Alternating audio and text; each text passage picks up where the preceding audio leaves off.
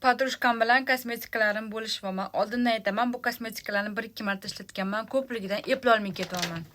Bu SPF ni o'zim juda ham yaxshi ko'rib ishlatdim, lekin hozir SPFlarim juda ham ko'pligidan bu kerak emas, bekor ketmasin. 1 yildan keyin srogi tugaydi. Mana bunaqa firmadan Niacinamide, buni ham ishlatdim. Ozgina qoldi. Hozir qimmatrog'ini ishlatyapman, o'shaning uchun bu ham u uchun hadya. Mana bunaqa blesk olgandim, buni ham eplolmadim. 1 marta surdim, kichikasini artib tashlab ishlatib irkanmasa kerakmandan. Ichiga highlighter qilib bo'g'ib qo'ydim. Unga mos tushadi, chunki uni rangi shunaqa oppoqdek.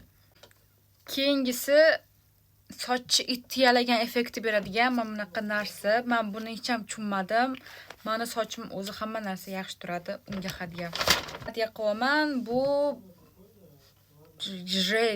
gel bu tonalka surishdan oldin ishlatiladi. Ishlatib ko'rsin, yoqsa unga. Sivorotka, bu ham baza pod makiyaj qilishdan oldin qiladi. Prosroq bo'lmasligi uchun unga beraman.